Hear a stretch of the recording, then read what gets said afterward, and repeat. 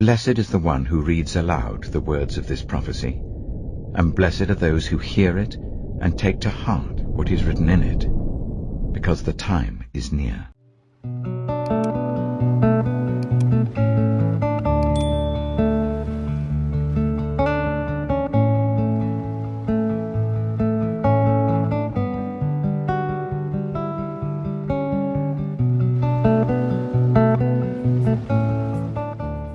I will sing a new song to you, my God. On the 10-stringed lyre I will make music to you, to the one who gives victory to kings, who delivers his servant David.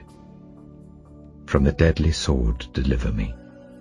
Rescue me from the hands of foreigners, whose mouths are full of lies, whose right hands are deceitful. Then our sons in their youth will be like well-nurtured plants, and our daughters will be like pillars carved to adorn a palace. Our barns will be filled with every kind of provision. Our sheep will increase by thousands, by tens of thousands in our fields. Our oxen will draw heavy loads. There will be no breaching of walls, no going into captivity, no cry of distress in our streets. Blessed is the people of whom this is true. Blessed is the people whose God is the Lord. Revelation chapter 8. When he opened the 7th seal, there was a silence in heaven for about half an hour. And I saw the 7 angels who stand before God, and 7 trumpets were given to them. Another angel, who had a golden censer, came and stood at the altar. He was given much incense to offer with the prayers of all God's people on the golden altar in front of the throne. The smoke of the incense, together with the prayers of God's people, went up before God from the angel's hand. Then the angel took the censer, filled it with fire from the altar, and hurled it on the earth. And there came peals of thunder, rumblings, flashes of lightning, and an earthquake. Then the 7 angels who had the 7 trumpets prepared to sound them. The first angel sounded his trumpet, and there came hail and fire mixed with blood, and it was hurled down on the earth. 1/3 of the earth was burned up, 1/3 of the trees were burned up, and all the green grass was burned up. The second angel sounded his trumpet, and something like a huge mountain, all ablaze, was thrown into the sea. 1/3 of the sea turned into blood. 1/3 of the living creatures in the sea died, and 1/3 of the ships were destroyed. The third angel sounded his trumpet, and a great star, blazing like a torch, fell from the sky on 1/3 of the rivers and on the springs of water. The name of the star is Wormwood. 1/3 of the waters turned bitter, and many people died from the waters that had become bitter. The fourth angel sounded his trumpet, and 1/3 of the sun was struck, 1/3 of the moon, and 1/3 of the stars, so that 1/3 of them turned dark. 1/3 of the day was without light, and also 1/3 of the night. As I watched, I heard an eagle that was flying in mid-air call out in a loud voice, "Woe, woe, woe to the inhabitants of the earth, because of the trumpet blasts about to be sounded by the other 3 angels." The fifth angel sounded his trumpet, and I saw a star that had fallen from the sky to the earth. The star was given the key to the shaft of the abyss. When he opened the abyss, smoke rose from it like the smoke from a gigantic furnace. The sun and sky were darkened by the smoke from the abyss, and out of the smoke locusts came down on the earth and were given power like that of scorpions of the earth. They were told not to harm the grass of the earth, or any plant or tree, but only those people who did not have the seal of God on their foreheads. They were not allowed to kill them, but only to torture them for 5 months. And the agony they suffered was like that of the sting of a scorpion when it strikes. During those days people will seek death, but will not find it. They will long to die, but death will elude them. The locusts looked like horses prepared for battle.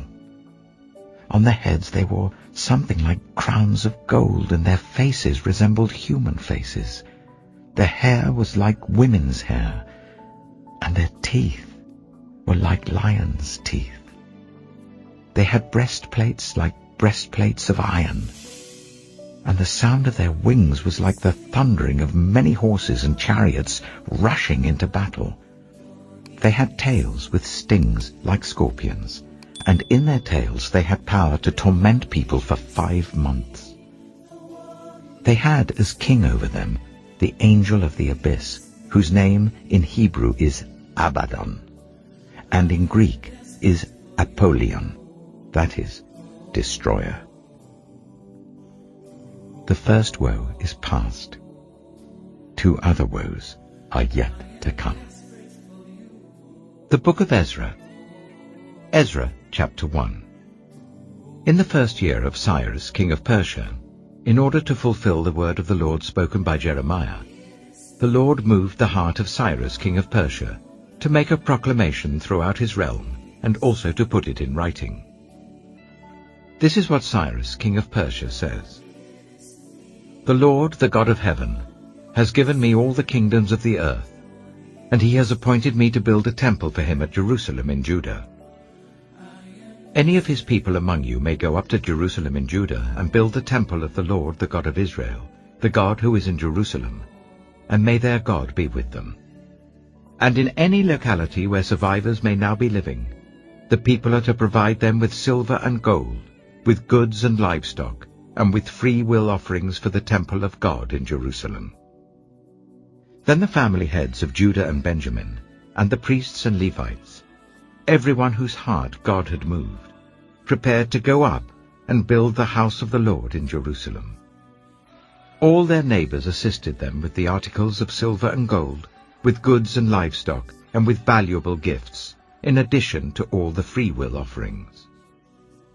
Moreover, King Cyrus brought out the articles belonging to the temple of the Lord, which Nebuchadnezzar had carried away from Jerusalem, and had placed in the temple of his God. Cyrus, king of Persia, had them brought by Mithredath, the treasurer, who counted them out to Sheshbazzar, the prince of Judah. This was the inventory: gold dishes, 30, silver dishes, 1,000, silver pans, 29, gold bowls, 30, matching silver bowls, 410, other articles, 1,000. In all, there were 5,400 articles of gold and of silver. Sheshbazzar brought all these along with the exiles when they came up from Babylon to Jerusalem. Now these are the people of the province who came up from the captivity of the exiles, whom Nebuchadnezzar, king of Babylon, had taken captive to Babylon. They returned to Jerusalem and Judah, each to their own town, in company with Zerubbabel, Joshua, Nehemiah, Sariah, Reliah, Mordecai, Bilshan, Mizpah, Bigvai, Rehum, and Baanah. The list of the men of the people of Israel. The descendants of Parosh, 2,172. Of Shephatiah, 372. Of Arah, 775. Of Pahath-Moab, through the line of Jeshua and Joab, 2,812. Of Elam, 1,254. Of Zattu, 945. Of Zaccai, 760. Of Bani, 642. Of Bebai, 623. Of Azgad, 1,222. Of Adonikam, 666. Of Bigvai, 2056. Of Adin, 454.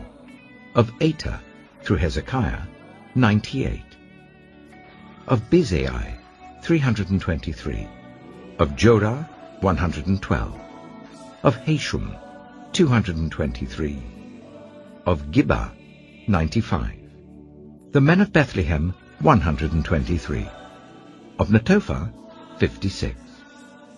Of Anathoth, 128. Of Azmaveth, 42. Of Kiriath-Jearim, Kephirah, and Beeroth, 743.